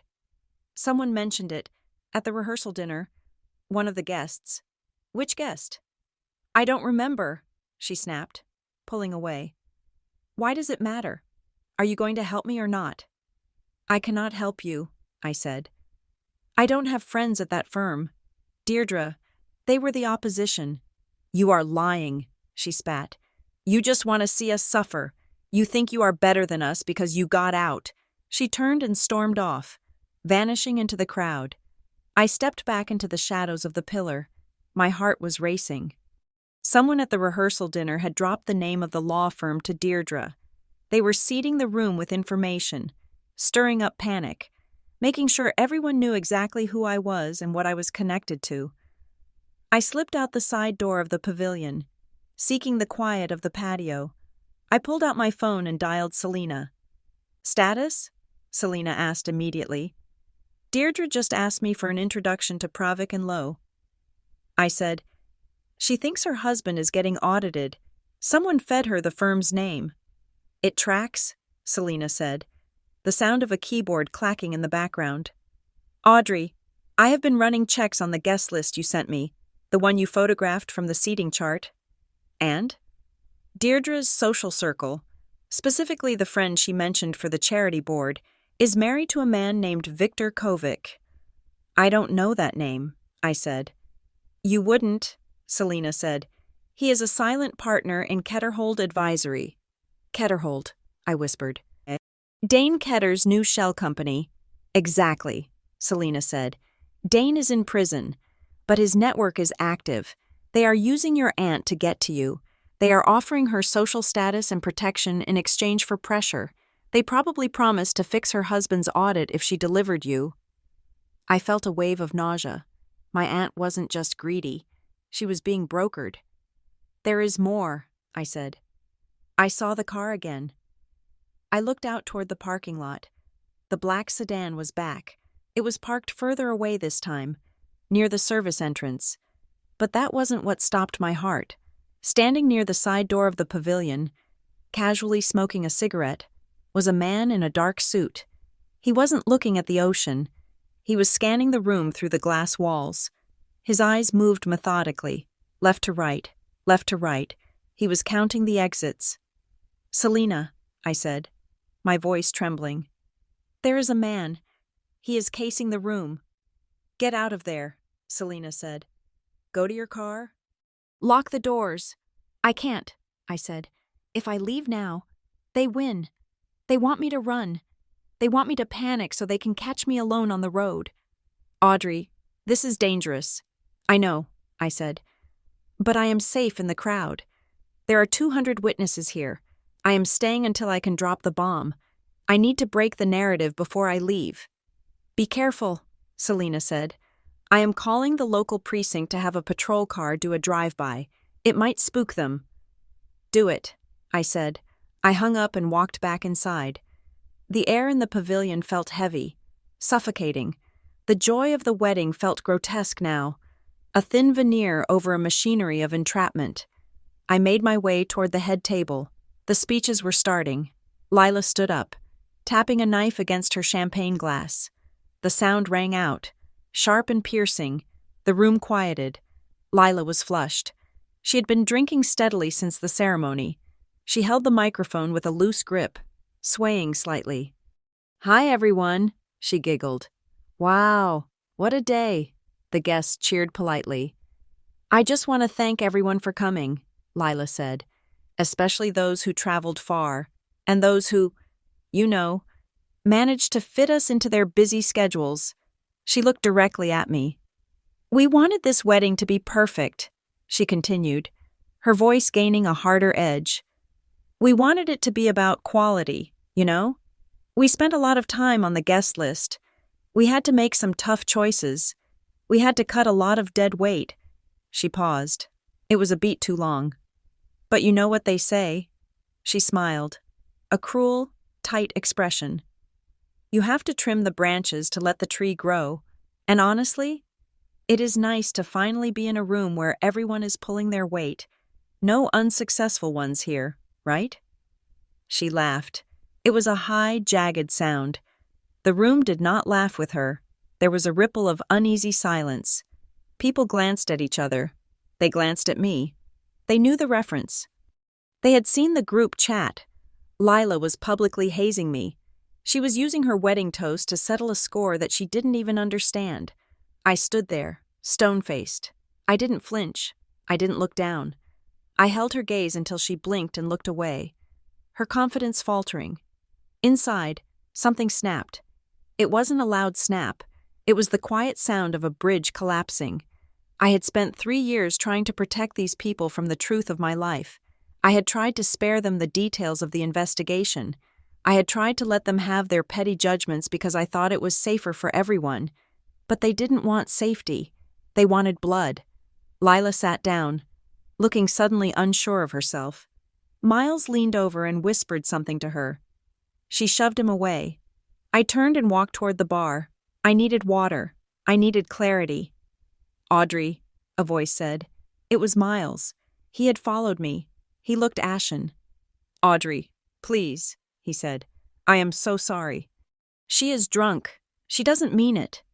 She means every word. Miles, I said.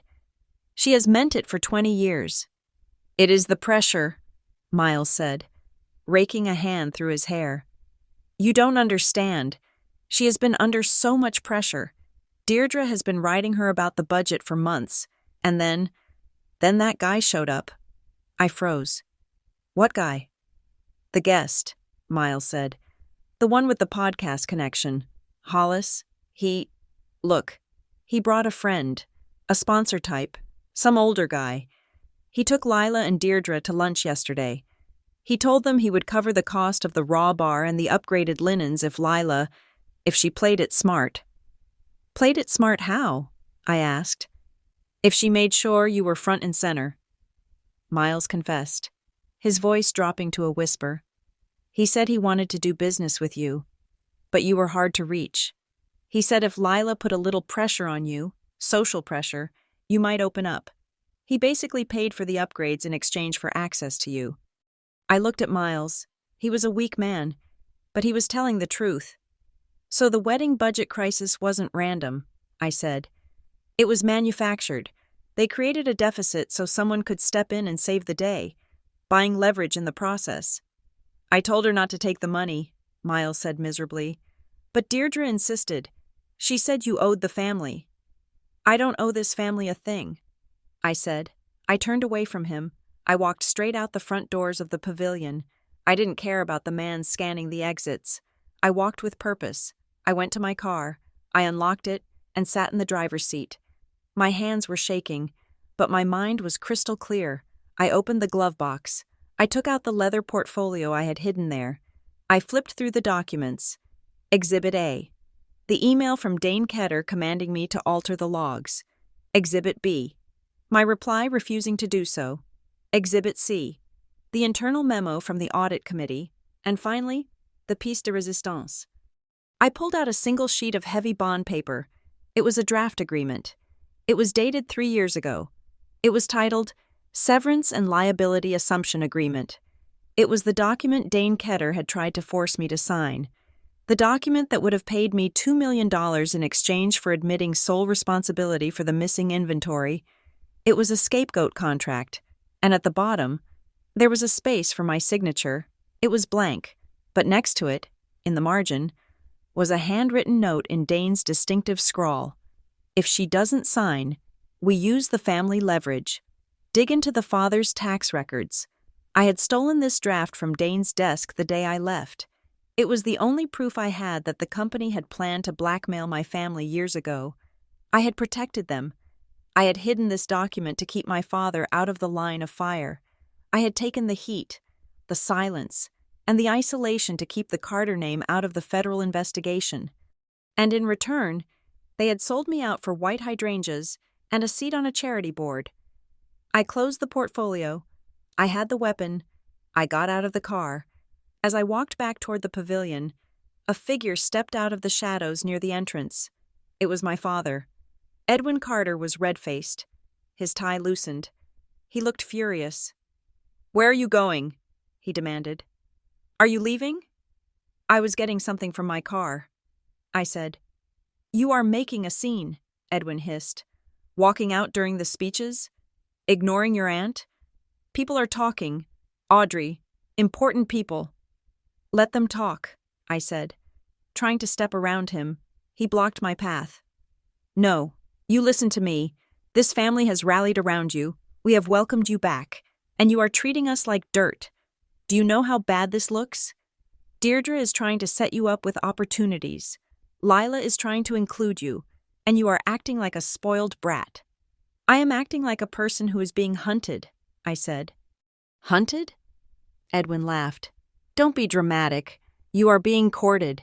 These people want to do business with you. You should be grateful. Do you have any idea what kind of doors could open for us if you just played the game?" "For us?" I asked. "Yes, for us," Edwin shouted. "I am your father. If you have struck gold, you don't hoard it. You share it. I have debts. Audrey, real debts. And here you are, sitting on a pile of cash from that settlement, pretending to be a saint." He grabbed my arm. "Are you going to ruin this day? Are you going to walk back in there and embarrass me? Or are you going to go inside, shake the hands you need to shake, and write the check Deirdre asked for?" I looked at his hand on my arm. Then I looked at his face. I saw the fear in his eyes. He wasn't afraid for Lila's happiness. He wasn't afraid for the family reputation. He was afraid that his access to my imaginary fortune was slipping away. He was afraid of his own mediocrity. "I am not going to ruin the day. Dad," I said quietly. I pulled my arm free. "I am going to clarify it." I walked past him. I walked back into the pavilion. The noise of the party washed over me. The clinking of glasses, the laughter, the music. I saw the DJ booth. I saw the microphone standing on the head table, currently vacant as the bridal party mingled. I saw the man in the dark suit near the exit, watching me. I saw Lila, laughing loudly at something the sponsor was saying to her. I tightened my grip on the portfolio. I wasn't going to explode. I wasn't going to scream. I was going to perform a controlled detonation. I was going to place the truth in the center of the room and let the blast wave do the rest. I walked toward the microphone. The reception had transformed. What was supposed to be an intimate gathering of close family and friends had metastasized into something unrecognizable. As the clock struck 8, The side doors of the Seastone Pavilion swung open, admitting a stream of people who were definitely not on the original guest list. I stood near the bar, watching the influx. These were not cousins or college roommates. These were strangers with expensive haircuts and eyes that scanned the room for opportunities. I saw a group of local influencers, the kind who document their entire lives in 15-second clips, holding their phones aloft like religious icons. I saw men in suits that were too sharp for a coastal wedding, huddled together near the raw bar, speaking in low, urgent tones. Lila's small wedding was a lie. Someone had opened the floodgates. The event had been expanded, the guest list padded with people who could amplify a message. I felt a presence at my elbow. I turned to see a man in his late 20s, wearing a velvet blazer and holding a smartphone mounted on a stabilizer gimbal. "Audrey Carter?" he asked. The camera lens was already pointed at my face. "Who are you?" I asked, turning my body away from the lens. "Hollis Trent," he said, stepping around to keep me in frame. "I host the Alpha Ledger. Big fan of your story. The comeback is always harder than the fall, right? Do you have a second to talk about the Marrowline settlement? My listeners would love to hear how you leveraged that situation into a consulting empire." He wasn't asking. He was recording. The red light on his screen was blinking. "I am not giving interviews," I said, my voice low and flat. "And you are not a guest." "Hey, I am a +1. Hollis grinned, revealing teeth that had been whitened to an unnatural shade. "And news is news. Audrey, you are the only person in that room who walked away from Dane Ketter with a clean record. People want to know, did you cut a deal? Or did you just outsmart him?" He shoved the phone closer. "Come on, give us a soundbite. Tell us about the money."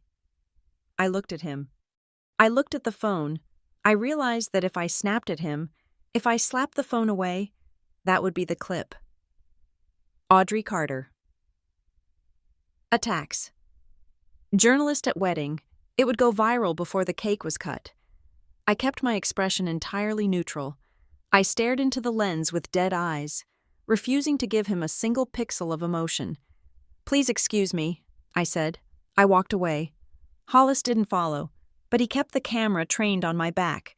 I could feel the lens burning a hole between my shoulder blades. The room was buzzing now. The volume had risen. The air felt charged with a frantic, predatory energy. My family wasn't mingling. They were working the room. Uncle Edwin was laughing too loudly with a man I didn't recognize. Aunt Deirdre was holding court near the dance floor, her eyes darting around, checking the exits, checking the VIPs, checking me. Then the music cut out. The feedback of a microphone squealed through the speakers, silencing the crowd. Deirdre stood at the center of the dance floor, holding a wireless microphone. She looked manic. Her smile was stretched so tight it looked painful. "Everyone!" Deirdre shouted, her voice echoing off the glass walls. "If I could have your attention, we have such a special group here tonight, so much love, so much success." She paused for applause. It was scattered. "But before we cut the cake," Deirdre continued, "we have a very special family moment. I want to bring up someone who has been through so much and who has come out the other side stronger than ever, someone who, I know, wants to share her success with the people who love her." My stomach dropped. I knew exactly what was happening. "Audrey!" Deirdre called out, sweeping her arm toward me. "Audrey, come up here. Come on, don't be shy." The spotlight hit me. It was blindingly white. The room turned to look. 300 pairs of eyes fixed on me. Hollis Trent raised his camera higher. The men in suits stopped talking and watched. "Come on up, Audrey," Deirdre urged, a warning edge entering her voice. "We are all so proud of you." It was a trap. If I refused, I looked like a coward or a snob. If I went up, I was walking into an ambush. She expected me to announce the donation she had demanded, or she expected me to break down and confess to the rumors to save face. I didn't run. I didn't hide. I adjusted the strap of my bag. Where the leather portfolio sat heavy against my hip, I walked toward the dance floor. The crowd parted for me. I could hear whispers as I passed. That is her, the Marrowline girl. Look at the dress. Look at the shoes. I stepped into the circle of light. Deirdre beamed at me, her eyes hard as flint. She shoved the microphone into my hand. The floor is yours, sweetie, she hissed, off mic. Make it good. Make it generous.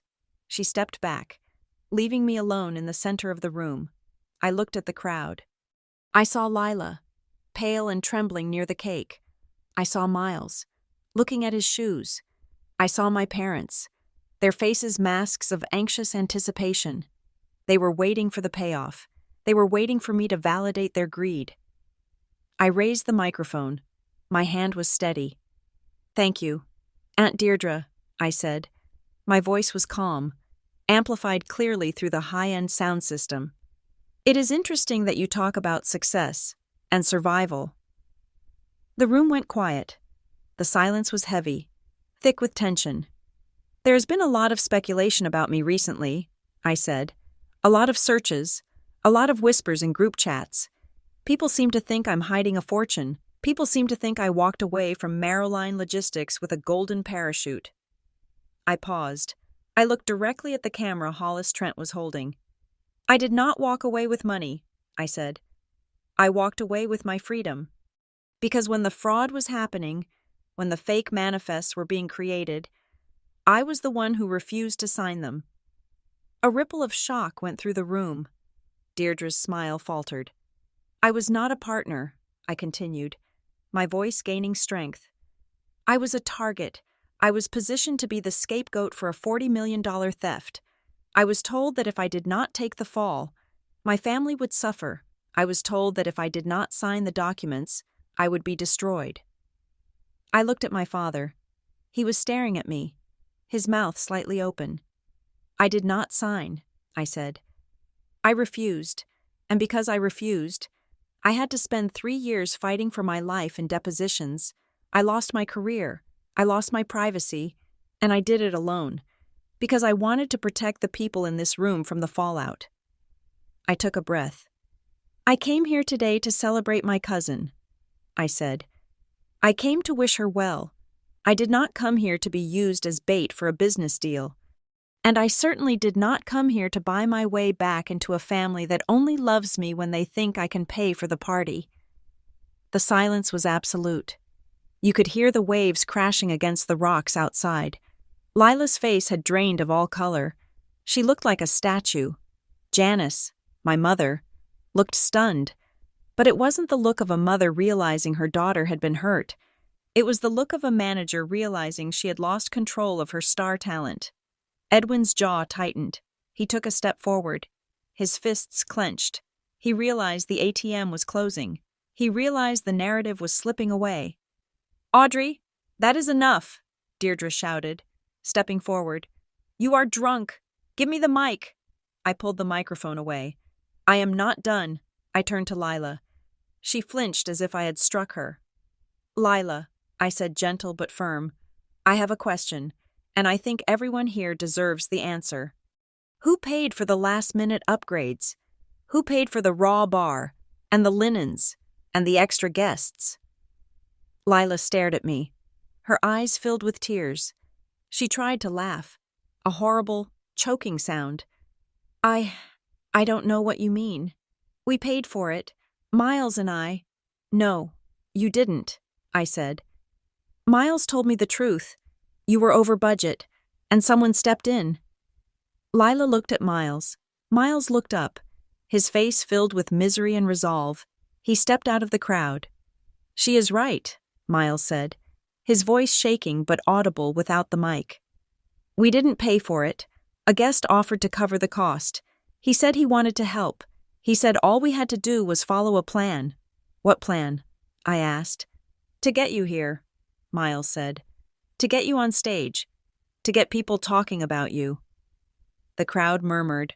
The veneer of the wedding was cracking, revealing the ugly machinery underneath. I have the proof, I said. I reached into my bag and pulled out the leather portfolio. I opened it and took out a folded piece of paper. It was the screenshot of the email chain Miles had forwarded to me. This is the email confirming the payment for the upgrades, I said, holding it up. It was sent to Lila 3 weeks ago. The sender used a burner address, but my lawyer traced the IP, and she traced the domain registry. I looked at the men in the suits near the bar. They were no longer talking. They were watching me with cold, dead eyes. The payment came from an account linked to Ketterhold Advisory, I said. That is the new shell company for Dane Ketter, the man who tried to frame me, the man who is currently in prison, Deirdre shrieked. Liar! You are a liar! You are making this up to ruin Lila's day because you are jealous. Jealous? I asked. Jealous of what, Deirdre? Jealous of being sold? You are hysterical! Deirdre yelled, rushing at me. Give me that microphone. You are embarrassing the family. I am not the one who should be embarrassed, I said. I sidestepped her. I reached into the portfolio again. You want to talk about family? I asked. Let us talk about loyalty. You asked me for $50,000 tonight. Deirdre, you asked me to join a board so you could get a promotion. You said I owed you. You do owe us, Deirdre screamed. We took care of you. No, I said. You used me. I pulled out the second document, the one I had found in the depths of my personal files, the one I had almost forgotten about until Selena found the discrepancy. This is a family loan agreement, I said, holding up the paper. Dated 4 years ago, before the Marrowline scandal, before I had any money at all. Deirdre froze. Her face went gray. It is a loan for $100,000, I said, taken out in my name, co-signed by you, Deirdre. Except I never saw this money, and I never signed this document. I flipped the page to the signature block. I had a handwriting expert analyze this yesterday, I said. My initials are forged. You used my credit score to secure a loan for your husband's business, and you hoped I would never find out. You have been positioning me as financial collateral for years. You didn't just want me to take the fall for Marrowline. You wanted me to be your personal bank account. The revelation detonated in the room. The relatives who had been sipping champagne looked at Deirdre with horror. The forgery was a crime they could understand. It wasn't complex corporate logistics. It was theft. It was betrayal. That is not true, Deirdre wailed, but her voice lacked conviction. She looked at her husband, who was backing away into the crowd. Lila let out a sob. It was a raw, guttural sound. She looked at her mother, then at me. The realization hit her like a physical blow. Her wedding wasn't a celebration. It was a money laundering operation. She wasn't a bride. She was a tool used to entrap her cousin. Mom, Lila whispered, did you take that loan? Deirdre didn't answer. She just glared at me with pure, unadulterated hatred. You ruined everything, Deirdre hissed. No, I said, my voice calm, my hand finally lowering the microphone. I just turned on the lights. I placed the microphone on the floor. It rolled slightly, making a thumping sound that echoed in the silence. I looked at my parents one last time. My mother was crying. But she wasn't looking at me. She was looking at the guests, trying to gauge the damage to her social standing. My father was looking at the floor, defeated. They had made their choice. They had chosen the fantasy of wealth over the reality of their daughter. I turned my back on them. I walked toward the exit. The crowd parted for me, wide and fearful. Nobody tried to stop me. Nobody tried to touch me. I was radioactive. I was the truth they couldn't handle. I pushed through the glass doors and stepped out into the night air. The wind was cold, biting at my exposed arms, but it felt amazing. It felt clean. I walked across the gravel parking lot toward my car. My heels crunched loudly in the quiet night. As I reached my door, I saw movement in my peripheral vision. The black sedan. It was idling near the exit of the lot. The window was down. The driver was watching me. I stopped. I didn't run. I stood there, illuminated by the parking lot lights, and stared back at him. I held up the leather portfolio, showing him that I still had the documents, showing him that I wasn't afraid to use them. The driver watched me for a long moment. Then, slowly, the window rolled up. The car put itself into gear. It didn't speed away. It drove off slowly, deliberately, turning onto the coastal road and vanishing into the darkness. It was a promise. They weren't done, but neither was I. I got into my car. I threw the portfolio onto the passenger seat. I locked the doors and started the engine. My phone buzzed.